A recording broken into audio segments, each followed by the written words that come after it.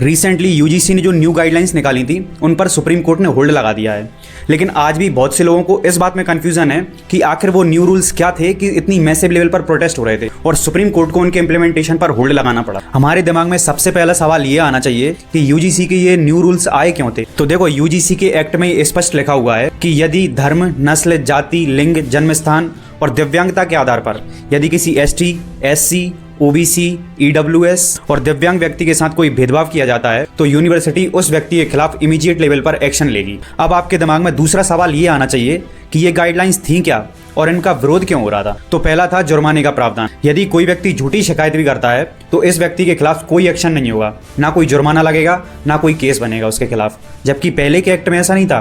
पहले ये था कि यदि कोई व्यक्ति झूठी शिकायत करता है तो उसके खिलाफ प्रॉपर एक्शन होगा, लेकिन नए एक्ट में ऐसा नहीं है। नए एक्ट में यदि आपने झूठी भी शिकायत की तो भी आपके खिलाफ कोई एक्शन नहीं होगा। विरोध का दूसरा कारण है जनरल कैटेगरी को अलग थलग करना।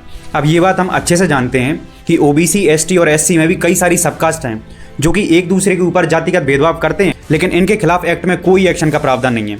यदि एक्शन होगा तो सिर्फ जनरल कैटेगरी के खिलाफ, जो कि संविधान के आर्टिकल 14 कानून के समक्ष समानता का स्पष्ट वायलेशन है। विरोध का तीसरा कारण है इन रूल्स का मिसयूज। अब एक्ट में तो ये लिखा है कि शिकायतकर्ता के खिलाफ यदि झूठी शिकायत भी होती है तो भी उसके खिलाफ कोई एक्शन नहीं होगा।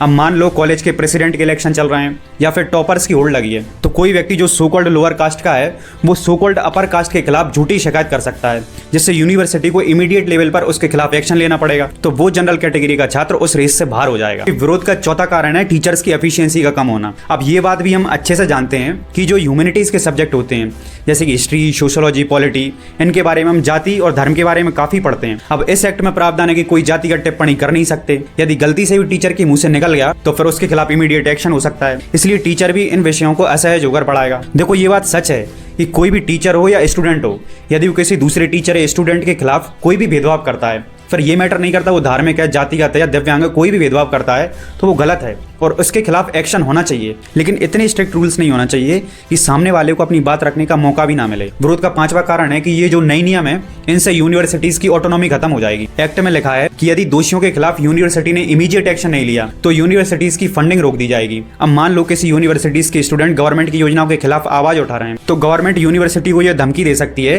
कि आप इन स्टूडेंट्स की इस आवाज को बंद करो वरना हम आपकी फंडिंग रोक देंगे। और किस आधार पर? कि आपने यूजीसी एक्ट के जो नए नियम है उनका पालन नहीं किया। बाकी अंत में मैं आपसे एक बात और बोलना चाहूंगा कि यूजीसी एक्ट के जो नए नियम है उनका उद्देश्य वास्तव में काफी अच्छा है, लेकिन साथ में ये जो कमियां हैं वो भी जेन्युइन है। इसलिए यूजीसी जब भी ऐसे कोई नियम बनाए तो उनके प्रॉपर प्रोज एंड कॉन्स को एनालिसिस कर लेनी चाहिए ताकि किसी भी निर्दोष को सजा ना हो और कोई भी दोषी व्यक्ति सजा से बच ना पाए।